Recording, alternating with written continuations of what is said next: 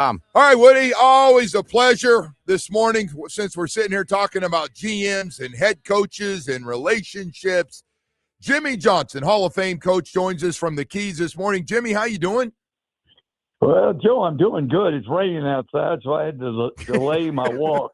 So I figured I'd call in and say hello. Well, listen, I got to tell you, I had a great time the other night. That was fun, and what a hell of a game. It was, and as disappointed as I was that we didn't get the national championship, I tell you that the Hurricanes had a great year and they did a great job. They were fun to watch. Like I said, I would have loved to have seen a little better ending, a little bit better throw there at the end, or maybe not a blocked punt. But you got to give Indiana credit. They had a great year. But I'm proud of the Hurricanes, the way they've come back over the last couple of years. Well, I got to tell you, you were a proud daddy before that game. Boy, I could tell your team, and you made no bones about it, your favorite team, a team you coach and had success with, to see them in that national championship game was really fun. Hey, we got a lot of business to get to here. The game has changed, obviously, a lot. You've seen it. You've seen it since your days with Jerry and everything else. But I've got to ask you, first of all, about this John Harbaugh. 5-year, $100 million, not the money, but reports directly to the owner rather than to Joe Shane as general manager. What'd you think about that? Can it work that way when the head coach is kind of, when there's something that comes up, he goes, I'm going to go ahead and call the owner on this one. What was your thoughts on that? Yeah, Joe, I think it depends on the individuals. I think without question, the general manager and the head coach, they've got to work hand in hand. Now, obviously, coming in two new, individuals at the same time, it makes it easier for them to work hand in hand. But, if it's the right kind of guy, if as far as John Harbaugh and with Shane, if they get along and they work together, then it'll work. It doesn't make any difference who you answer to and who makes the final call. It's really a collaborative type effort. They've got to work together. Yeah. So Jimmy, you get down and listen, I understand when on draft day and you're sitting there and the boards are all made up and your O-line coach likes this guy a little bit more and your D-line guy and your head coach might and your GM sitting there. But somebody's got to make the final call, right? Does it ever get down to that where you're going, all right, we got three guys we really like, but guys, we're going with this guy? Well, yeah, the way I used to work it is that I wanted our guys to make the decision that I wanted them to make. And I would work it around to where, if I wanted a certain player, I would talk about that player. They might mention somebody else, and then we would hash it out. And then the more I would talk to them about the player, they'd say, hey, well, maybe that's the right guy. Then I'd say, hey, you're right. Let's go. Let's take him. And so you got to be somewhat diplomatic about it. Yeah. But it's a process of working together on that. And you've got to be good enough salesman as the head guy to where they're going to be on the same page with you. Because, and like I've told people before that have come down and talked to me about, the draft and the keys and all that stuff, I'd say, yeah, you really, if you all work together, if the scouts and the coaches, if they all make that kind of decision, and then it's going to work. Because if it's a general manager making the pick and the coach doesn't like him, well, then the coach is not going to develop that player. Or if it's the coach that makes the pick and the general manager doesn't like it, he sits next to the owner right. And he says, well, I didn't want that guy in the first place. I don't know why the coach sold me on him. And so they've got to work together. Jimmy, you went into, people forget this because they just remember the great years of the Dallas Cowboys. When you first got there, it was, I think it's fair to say it was a mess and needed to be cleaned up quickly, which you knew.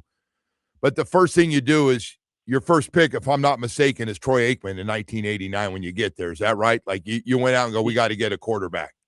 Yeah, that was the first pick, but we made some moves before that. Right off the bat, I knew that Steve Fuller, the starting quarterback, was not who I wanted. I wanted Troy, And so I traded Steve Fuller to Kansas City for a third-round pick. So that was the first move. And then we got into the draft, and so I had some people. Sports Illustrated had Tony Mandrich on the cover as the greatest player of all time, Right. and I had some of my scouts saying, "Hey, if you'll take Mandrich at left tackle, you'll have an All-Pro left tackle for 15 years." I said, "No, I'm going to take a quarterback, and his name's Troy Aikman." Right. And so, but actually, Troy didn't even make all Pac-8 back then. Rodney Peete was the top quarterback in that conference that year. But I knew Troy was going to be my guy. And then, as it turned out later on in the supplemental draft, I took Steve Walsh, but I took him just because I wanted to trade him later for more picks. Yeah, which, by the way, I think you've messed up all those big draft picks because it was for that trade. Nobody will ever trade with you after that again, Jimmy. You could never be trusted for lopsided trades. Well, the Herschel Walker trade did give us a few extra picks, which helped us. Hey, so Jimmy, I always wonder this as we got a new relationship, John Eric Sullivan now and Jeff Hafley, as you just mentioned, both come from Green Bay, both know each other. I like it. I like getting fresh blood in here, and these guys at Green Bay, Jimmy, you talk about, like you, draft matters, man. They're all about the draft in Green Bay. And that's what the Dolphins have to do. They've got to build back through the draft. There are going to be some setbacks, as we know, with the salary cap and with Tua's contract, et cetera, et cetera. But the two of them working together, and they both have great experience. They've done a great job at Green Bay as far as drafting players.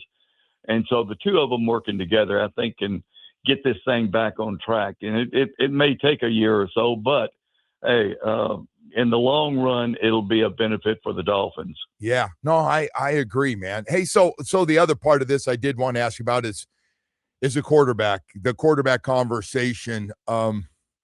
If you're in this league right now and you're in a situation where maybe there's only one quarterback, I haven't even asked you, but you got to watch this Mendoza kid. What'd you think about him as potentially the first overall pick? Well, in fact, I was talking to Mark Davis and Tom Brady there on the sideline. Obviously they were taking a long look at him. I said, I was fortunate, in our first year that Troy was available. And so we took him with the first pick. I said, you may be falling into the same situation with Mendoza. Everything that I've seen about him, he's smart. He's a big quarterback, 6'4", 225 pounds or thereabouts. He's got a very accurate arm. He's a very accurate passer. So I said, hey, and I told Brady, I said, besides that, he really can outrun you by a mile. I said, he's an outstanding runner. I mean, I was surprised watching him play, not only in that game, but, throughout the playoffs, he ran with the football and he's got good speed. So, yeah, I don't know if he's the guy, but from what I've seen, I don't think that you can go wrong with him. What do you do if you can't, though? So we're sitting there in our situation right now, the Dolphins, and they're probably going to talk about it a little bit. And so you got to either find somebody's backup quarterback or been your backup quarterback in the case of maybe Malik Willis. There's Mac Jones out in San Fran or one of those guys, or do you still reach a little bit? Are you a reach guy with some of these quarterbacks that end up going in the first round that maybe shouldn't? I don't know that it would be a reach. If there's a quarterback that I can get, late in the first round, early in the second round, that we are really sold on, then you take a shot. If not, you got to just bite the bullet for a year and go ahead and maybe take a quarterback the next year. Try to fight through it this first year. But you got to be sold. Don't take somebody if you're not 100% sold that he can play for you. Yeah. How big are you on the potential thing? Well, we haven't seen it, but the potential's there with the arm and some of the things that he does. Are you big on that, or do you like to see a lot of it in college and you work off that? Yeah, a lot of times say, well, hey, I don't know if a successful player in college you're saying, well, somebody said, well, I don't know if he's got the dimensions, or what you're looking for, in a pro quarterback. And I used to say, well, the only thing is, he's beating the hell out of everybody in college. What's the difference? Right. And if a guy's a good player, I said, before you look at all height, weight, speed, character, playmaker, aggressiveness, competitiveness, all that stuff, I said, identify him. Is he a good player? I mean, Right. he really is. Yeah, he really is successful in college. Well, that's what you got to go off of. Now, some of the other things, it may knock him down a little bit, but you've identified him as a great player. He's going to be playing against the same guys, 5 years from now that he's playing, against right now in college. And so the potential thing, a lot of the potential players, they end up, they play in pro football for a couple of years because they always say, well, he's got potential. Well, he's still not doing it. You got to make sure he's doing it first. Yeah. Jimmy, I wanted to ask you, you did it. You were in control of everything. You worked as hard at the draft as you did at coaching and policing the program and everything. Is that doable in today's game to put all the different hats on that you were wearing year round? No, Joe. And in fact, that was really a detriment for me when I came to the Dolphins. I did it with the Cowboys, and I was general manager and head coach with the Dolphins. And with free agency, with the salary cap, with all the moves that you got to make throughout the year, you really have to have a top personnel man helping you, even though you may make the final call. You've got to have top personnel people, and back then, you had about 8 coaches, and you had 4 or 5 scouts. Now there's about 35 of them, right. And so it's a different world, with the salary cap and with free agency. And the other thing too, with the roster limit throughout the year, you've got to bring people in. You've got to play. Get free agents. That step in for maybe an injured player, and so those personnel people have got to be working around the clock. 12 months out of the year, building that roster. Jimmy, I'll leave you with this one.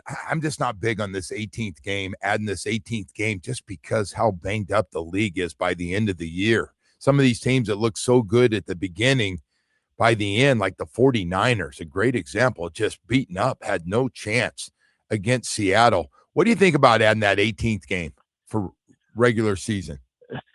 As a coach, you just deal with what the rules are. Yeah. But all the owners, they want 18 games. That's more money. Correct. As a fan, I wish they had 35 games. Because I'm in a little bit of a state of depression right now. I'm in a bad mood because I've got next Sunday and then the Super Bowl, and then I'm out of football. What the hell do I do? Watch basketball? No, I think what you do is you allow all those guys to come down and see you at the bar. Very few get to the house, but meet them at the bar and give them a little bit of time. That's what you do, Jimmy.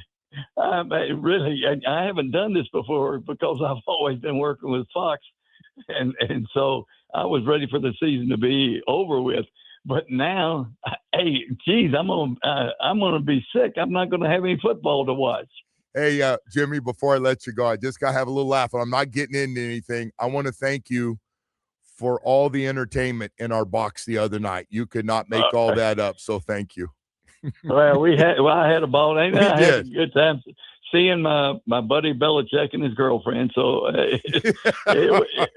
we had a good time. We did. That was a little bit of everything in there, man. It was great, and it was a hell of a game. Hey, Jimmy, thank you so much, man. I really appreciate it on this rainy day. Thank you. All right, Joe. Talk to you later. All right, Jimmy Johnson, Hall of Fame coach, joining us this morning.